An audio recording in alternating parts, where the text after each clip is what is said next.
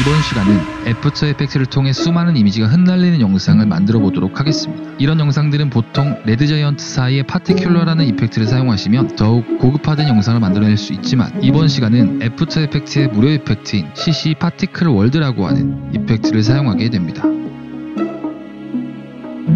자, 그럼 한번 본격적으로 시작을 해볼게요. 앞서 말씀드렸던 것처럼 이런 식으로 이미지를 불러와 줘야 됩니다. 인스타그램, 유튜브 해가지고 저는 두 개의 아이콘을 이런 식으로 불러왔습니다. 통상 JPG로 불러오셔도 상관이 없지만, 이 인스타그램 같은 로고는 여기 보시면 이렇게 검정색으로 칠해져 있죠. 원래는 이게 흰색 바탕이어야 되는데 검정색으로 이렇게 칠해져 있는 이유가 있습니다. 이 안이 알파 채널이라고 하는 건데, 쉽게 설명해서 여기 안이 뚫려 있다라고 보시면 됩니다. 뚫려 있어가지고 지금 이런 모습을 보이고 있는 거예요. 이거를 간단하게 설명을 한번 해보면 이런 식으로 불러와서, 지금은 바탕이 검정색이잖아요. 이쪽도 검정색이고 이쪽도 검정색이고 이 점도 검정색인데, 여기에다가 만약에 저희가 솔리드를 하나를 다른 색을 취해가지고 초록색으로 이렇게 불러와 주시면은, 자 이렇게 불러와 주시면은 여기가 이렇게 뚫려 있죠. 뻥하고 다 초록색으로 뒤덮여 있는 모습을 이렇게 보실 수가 있습니다. 그래서 보통 이걸 알파 채널이라고 해요. 그래서 PNG 파일은 보통 알파 채널을 지원을 하기 때문에 저희가 이런 식으로 불러왔습니다.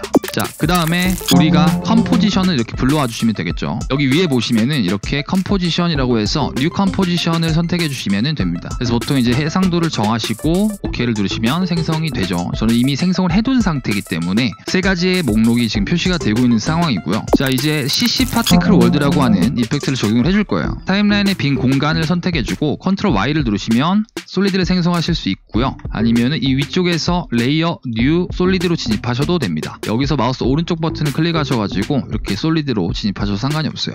새로운 솔리드를 한번 만들어 보죠. 컨트롤 Y를 눌러서 이름을 파티클이라고 바꿔줄게요. 그 다음에 색상을 화이트로 바꿔줄 거예요. 화이트로 바꿔주시고 OK를 누르시면 이런 식으로 파티클이라고 하는 솔리드가 생성이 됩니다. 그 다음에 이펙트를 불러와 줄 건데, 여기 보시면 이펙트 앤 프리셋이라고 하는 이 패널이 보이시지 않으시면 상단에 이 윈도우를 클릭을 하셔가지고 이펙트 앤 프리셋을 체크해 주시면 이 패널이 표시가 됩니다. 자, 여기서 검색을 한번 해볼게요.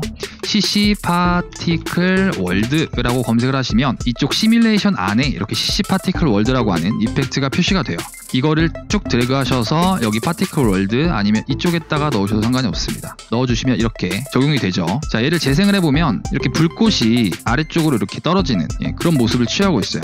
그러면은 우리는 이 불꽃을 아까 전에 저희가 불러왔던 이미지로 바꿔주시면 되겠죠. 이미지를 바꿔주기 전에 여기 프로젝트에 들어오셔가지고 여기에다가 적용할 이미지를 이렇게 불러와 주시면 됩니다. 그러면 이런 식으로 떠요. 크기를 알맞게 이렇게 맞춰주시고 눈을 꺼줍니다. 여기 보시면 타임라인에 눈이 있죠. 이 눈을 꺼주시면 사라져요. 자, 그 다음에 이 파티클이라고 하는 솔리드를 선택을 하시면 여기 이펙트 컨트롤이라고 해서 눌러보시면 여기에 이펙트가 적용이 되어 있죠. 이 파티클이라고 하는 옵션의 이쪽 왼쪽 화살표를 선택을 해보시면 이런 식으로 열리게 되겠죠. 자, 파티클 타입이 지금 라인으로 되어 있습니다. 라인 볼게요. 자, 크게 한번 이렇게 확대를 하신 다음에 보시면은 지금 라인이죠. 선이잖아요. 이거를 저희가 텍스처로 바꿔주시면 되는데요. 파티클 타입의 이 옵션을 클릭을 하셔가지고 텍스처라고 표시가 된 옵션들이 있습니다. 여기 있고 여기도 있죠. 그리고 여기 이렇게 세 개가 있죠. 그래서 이 중에서 선택할 것은 저희가 텍스처 스퀘어라고 하는 거를 선택을 해줄 겁니다. 선택을 하시면 이 컴포지션 패널에는 아무것도 보이지가 않아요. 자, 이제 텍스처를 입혀보도록 할게요. 파티클 안에 보시면 이렇게 텍스처라고 해서 옵션이 활성화가 되어 있어요. 자, 라인을 선택하시면은 이 텍스처의 옵션들이 이런 식으로 활성화가 안 되는데, 다시 저희가 텍스처 스퀘어로 딱 변환해 보시면 여기 옵션들이 활성화가 됩니다. 자, 이제 여기에 저희가 아까 전에 불러왔던 이 인스타그램을 텍스처로 입혀준다고 말씀드렸잖아요. 그러니까 여기 텍스처 레이어에 이 논이라고 하는 항목을 선택해 보시면 이렇게 인스타그램하고 파티클이라고 하는 두 개의 레이어가 표시가 됩니다. 여기 인스타그램하고 파티클이 이렇게 있죠. 자, 여기서 우리는 인스타그램을 선택을 해주시면 돼요. 그러면 아까 전에는 저희가 라인이 아래로 쏟아지면서 불꽃과 같은 형상을 보였잖아요. 이번에는 자, 이걸 조금 쿼터로 이렇게 바꿔줄게요. 좀 느리니까. 재생을 해보시면 이 인스타그램 로고가 팝콘이 튀기는 것처럼 바닥으로 쏟아집니다. 생성이 돼서. 그쵸? 자, 근데 자세히 보시면은 인스타그램 로고의 색상이 아니에요. 자, 인스타그램 로고의 색상은 보통 이렇게 노란색, 빨간색, 그 다음에 자주색, 자주색, 보라색 이런 식으로 되어 있는데, 저희가 지금 여기서 보니까 노란색, 빨간색 이 색상이 무슨 색인지 모르겠어요. 그죠? 이게 지금 원본 색상을 그대로 구현하지 못하기 때문인데, 여기 보시면 벌스 컬러랑 데스 컬러가 있습니다. 이거를 저희가 모두 화이트로 바꿔주시면 돼요. 이런 식으로 바꿔주시면 인스타그램 로고의 모습을 그대로 띄죠. 근데 또 이렇게 크게 보면은 얘가 살짝 투명해요. 투명한 이유는 여기 맥스 오퍼시티를 이런 식으로 늘려주시면 투명도가 사라져요. 재생을 뭐 안 해봐도 되겠죠? 이런 식으로 떨어지는 거니까. 팝콘 튀기듯이. 저희가 이 영상 가장 처음에 보여드렸던 영상 있잖아요. 그거는 바닥으로 떨어지지 않습니다. 이게 바닥으로 지금 떨어지는 이유가 중력 때문인데 여기서 중력 옵션을 고칠 수가 있어요. 파티클 이 옵션을 잠깐 닫아주겠습니다. 자, 그 다음에 여기 피식스라고 하는 옵션을 열어보시면 여기 그라비티라고 하는 이 또 다른 옵션, 중력이라고 하는 옵션이 존재를 합니다. 지금 5라고 설정이 되어 있죠. 근데 얘를 0으로 바꿔주시면 아랫방향으로 떨어지지 않습니다. 그쵸? 그리고 반대 방향으로 이렇게 중력을 올리시면은 얘가 하늘로 이렇게 솟구치겠죠. 이 친구를 0으로 이렇게 만들어주도록 하겠습니다. 그 다음에 우리가 해야 될 것은 너무 지금 중앙에 많이 몰려 있어요. 그래서 이거를 좌우로 벌려주고 위아래로 이렇게 벌려줄 겁니다. 보시면 이쪽에 프로듀서라고 하는 옵션이 있어요. 클릭해 보시면 이렇게 뭐 레디우스도 있고 포지션도 이렇게 존재를 합니다. 뭐 대충 아시겠죠? 포지션을 이렇게 조정을 하면 이 친구가 위아래로 이렇게 입체적으로 변하고요. 여기 레디우스라고 하는 옵션을 조작을 하시면은 여기에 있는 게 이렇게 딱 벌어집니다. 자세히 여기 보시면 이렇게 원이 있어요. 그렇죠? 그래서 여기에 있는 원에 오른쪽으로 가보시면 이렇게 점이 있거든요. 그다음에 마우스 포인트 옆에 X라고 표시가 돼요. X축이라는 거죠. 그래서 이 친구를 이런 식으로 벌려주셔도 됩니다. 그리고 마찬가지로 세로도 여기다 대보시면 Y라고 표시가 됩니다. 자, Y도 마찬가지로 이런 식으로 벌려주시면 돼요. 다시 이렇게 열고 이거를 쭉 벌려주겠습니다. 그러면은 여기 레디우스 X축에 있는 옵션이 움직입니다. 이렇게 움직이니까 레디우스 X의 수치가 늘어나죠. 마찬가지로 여기 Y라고 표시된 부분을 이런 식으로 늘려보니까 레디우스 Y 값이 높아집니다. 그래서 이런 식으로 맞춰주시면 돼요. 대충 이런 식으로.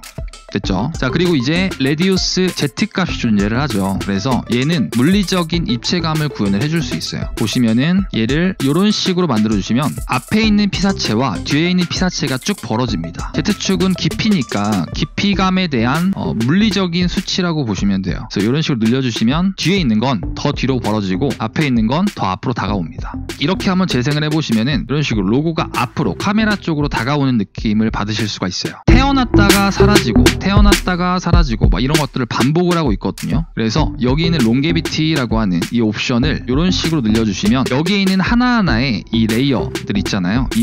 이미지들이 생존하는 시간이 훨씬 더 길어집니다. 7로 하면 얘가 태어나서 7초 동안 머물렀다가 사라지게 되는 거예요. 그래서 이 친구를 늘려주시면 훨씬 더 길게 갑니다. 자, 그리고 오브젝트의 수들이 너무 많다고 생각이 들면은 벌스레이트라고 해서 이건 보통 출생률 뭐 이렇게 보실 수가 있겠잖아요. 그래서 이 친구를 이런 식으로 낮춰주시면 이 이미지들이 조금 더 이렇게 태어나지 않는 거죠. 그래서 숫자를 쭉 0으로 만드시면 아예 없죠. 그렇죠? 그래서 적정한 이미지의 개수로 이렇게 늘려주시거나 낮춰주시거나 하시면 됩니다. 자, 그러면 얘는 앞으로 이렇게 다가오는 것까지 다 만들었습니다. 자, 이제 여기 있는 이미지들을 조금 더 입체적으로 바꿔주는 옵션을 다뤄보도록 할 거예요. 엑스트라스라고 하는 이 옵션을 열어보시면 이펙트 카메라라고 하는 또 다른 옵션이 존재를 합니다. 얘도 열어줄게요. 그러면 여기에 이미지에 대한 카메라의 거리 아니면은 회전 아니면은 FOV라고 해서 화각을 의미를 하거든요. 디스턴스는 말 그대로 거리잖아요. 그래서 거리, 이런 식으로 거리를 만드실 수도 있고, 아니면 로테이션, 회전값이잖아요. 회전 쭉 됩니다. X라고 하는 거는 여기에 있는 거기 때문에 여기 가로잖아요. 이 가로선을 기준으로 회전을 하겠다라고 하기 때문에 세로 방향으로 이렇게 움직이게 됩니다. 세로 방향으로 쭉 이렇게 움직이죠. 마찬가지로 Y라고 하는 거는 여기에 있는 게 기준이 되기 때문에 좌우로 회전이 걸립니다. 자, 쭉 이런 식으로. 그렇죠?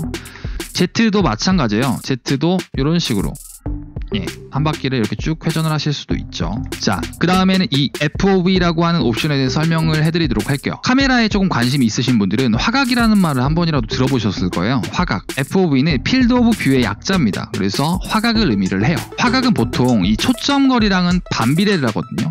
초점거리가 낮아지면 더 넓은 범위를 커버할 수 있어요. 카메라 렌즈를 한번 보시면 가까이 있는 걸 찍으려고 뭐 10mm로 낮추거나 아니면은 멀리 있는 걸 찍으려고 뭐 200mm로 맞추거나, 이걸 이제 초점거리라고 하는데요. 보통 이제 광각, 그러니까 초점거리가 낮은 것들, 뭐 10mm, 뭐 20mm, 30mm 렌즈, 뭐 이런 것들은 보통 넓은 범위에 있는 것들을 커버하려고 이렇게 많이 해요. 그리고 이 렌즈의 특성은 가까이에 있는 피사체하고 뒤에 있는 피사체하고 원근감을 확실하게 표현을 합니다. 반대로 망원 렌즈가 되면은 저기 있는 멀리 있는 피사체를 확대해서 이렇게 촬영을 할 수가 있습니다. 대신에 앞에 있는 피사체하고 붙어 보여요. 그러니까 예를 들어서 축구 경기장 앞에 있는 선수하고 뒤에 있는 선수하고 실제 실제로는 굉장히 멀리 떨어져 있습니다. 근데 얘가 망원 렌즈다 보니까 실제로 굉장히 붙어 보여요. 예, 어떤 느낌인지 아시겠죠? 그렇게 멀리 떨어져 있지 않은 것 같은 그런 느낌을 줍니다.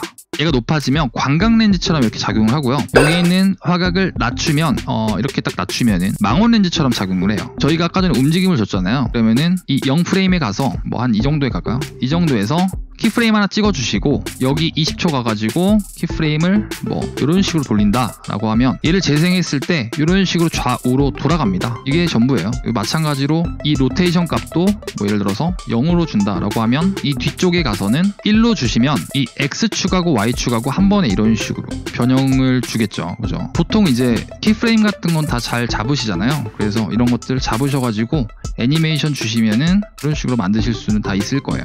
자, 그 다음에 여기다가 배경, 흰색 배경을 깔아주도록 하죠. 이건 그렇게 어렵지 않습니다. 그냥 화이트 솔리드를 하나 이렇게 해가지고 솔리드를 흰색으로, 이 컬러를 흰색으로 만들어 주신 다음에 이름을 백그라운드라고 이렇게 작성을 해주시고 얘를 아래쪽에다가 이렇게 두시면은 얼추 비슷해졌죠. 그죠? 저희가 처음에 만들었던 거랑.